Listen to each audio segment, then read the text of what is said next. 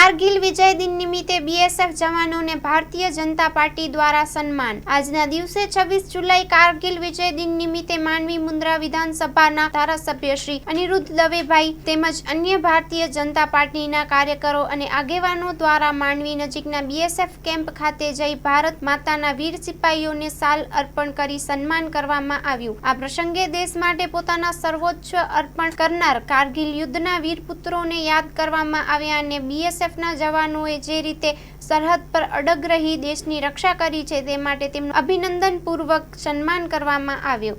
આ કાર્યક્રમમાં બીએસએફના અધિકારીઓ, જવાનો અને સ્થાનિક લોકોને પણ ઉપસ્થિત રહી ભારત માતાની જયઘોષ કરી આ ઉજવણીમાં માંડવી મુન્દ્રા વિધાનસભાના ધારાસભ્ય શ્રી અનિરુદ્ધભાઈ દવે, તાલુકા પંચાયત ઉપપ્રમુખ શ્રીમતી શિલ્પાબેન નાથાણી, શહેર ભાજપ પ્રમુખ દર્શનભાઈ ગોસ્વામી, માંડવી તાલુકા ભાજપ પ્રમુખ સામંતભાઈ ગઢવી, માંડવી તાલુકા ભાજપ ઉપપ્રમુખ કીર્તિભાઈ ગોર તથા માંડવી નગરપાલિકા પ્રમુખ હરેશભાઈ વિંજોડા, પારસભાઈ માલમ તથા અન્ય તાલુકા તથા શહેર ભાજપના આગેવાનો ઉપસ્થિત રહ્યા હતા। હું આપ સૌ દર્શક મિત્રોને ખૂબ ખૂબ શુભકામના પાઠવું છું।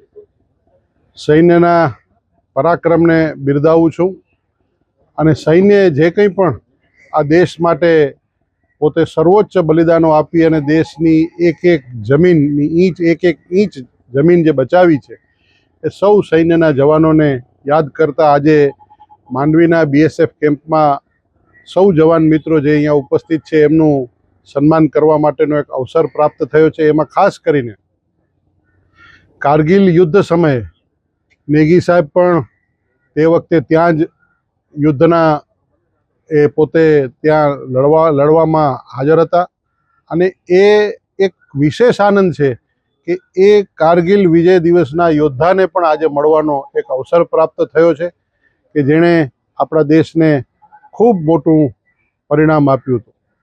આપણા સૈન્યના જવાનો જ્યારે જાગે છે ત્યારે જ આપણે બધા આખો દેશ શાંતિથી રાત્રે ઊંઘી શકે છે અને આ જ સૈન્યએ જે પરાક્રમ કર્યું, દેશના વડાપ્રધાન માનનીય નરેન્દ્રભાઈ મોદી સાહેબના નેતૃત્વમાં સૈન્યની ત્રણેય પાંખોએ જે ઓપરેશન સિંદૂરને જે પરિણામ આપ્યું એ આપણા સૌને હમણાં જ વિદિત છે કે દુશ્મન દેશના દાંત ખાટા કરી નાખ્યા છે અને આ સૈન્યના પરાક્રમને કારણે આપણે સૌ કોઈ સુરક્ષિત છીએ, આપણે સૌ કોઈ શાંતિથી આપણે રહી શકીએ છીએ। હું આપના માધ્યમથી સૌ દર્શક મિત્રોને વિનંતી કરવા માગું છું કે હંમેશા આપણે સૌએ સૈન્યને મહત્ત્વ આપવું જોઈએ। દેશ પ્રથમની ભાવના આપણા સૌની અંદર હોવી જોઈએ અને દેશ પ્રથમની ભાવના સાથે જ્યારે સૈન્ય કામ કરતું હોય તો એ સૈન્યના જવાનોને હંમેશા મહત્ત્વ આપવું જોઈએ।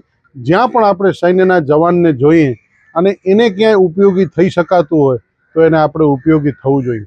રિટાયર્ડ ફૌજી હોય અને એને ક્યાંય ઉપયોગી થઈ શકાતું હોય તો આપણે સૌએ ઉપયોગી થવું જોઈએ, કારણ કે એમણે પોતાના યુવાનીના મહત્ત્વના વર્ષો પોતાના પરિવારથી અલગ રહીને દેશની સેવા માટે લગાડ્યા છે। આપણને બધાને ખબર છે કે હોળી, દિવાળી, રક્ષાબંધન, જન્માષ્ટમી, રામનવમી આવા આપણા અનેક ઉત્સવો છે।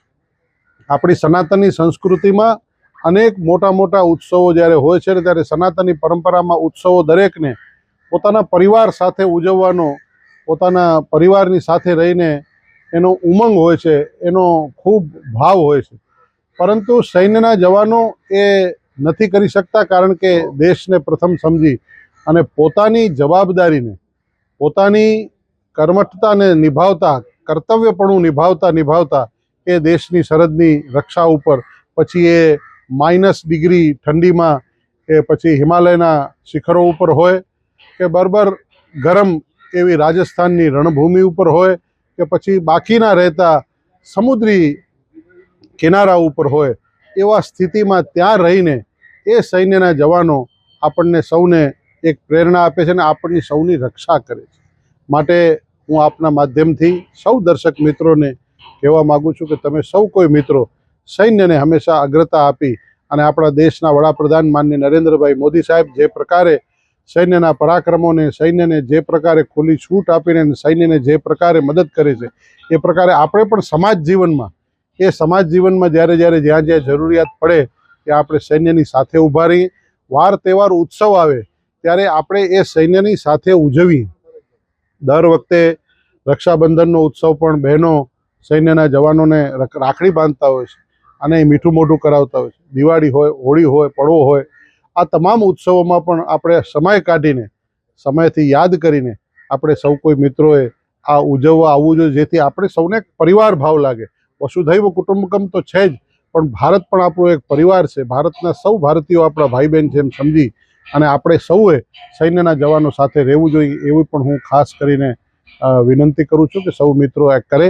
આજના દિવસે ભારતીય જનતા પાર્ટી દ્વારા આ કારગિલ દિવસની ઉજવણીના નિમિત્તે કચ્છ જિલ્લા ભારતીય જનતા પાર્ટીએ આ ઉત્સવ ઉજવેલો હતો અને આજે સાંજે અહીં રેલી મશાલ રેલી પણ નીકળવાની છે. જિલ્લાના સાંસદ અને ગુજરાત પ્રદેશના મહામંત્રી વિનોદભાઈ ચાવડા અને જિલ્લાના અધ્યક્ષ દેવજીભાઈ વરચંદ બંને લોકો એ પણ આવવાના છે અને આપણા સૈન્યના પરાક્રમને એ વધાવવાના છે. એટલે એમને પણ હું શુભકામના પાઠવું છું કે આ પ્રકારના કાર્યક્રમો સૌ કોઈ મિત્રો કરે, કારણ કે આ કારગિલનો યુદ્ધનો દિવસ આપણા માટે ગૌરવનો દિવસ છે. ધન્યવાદ.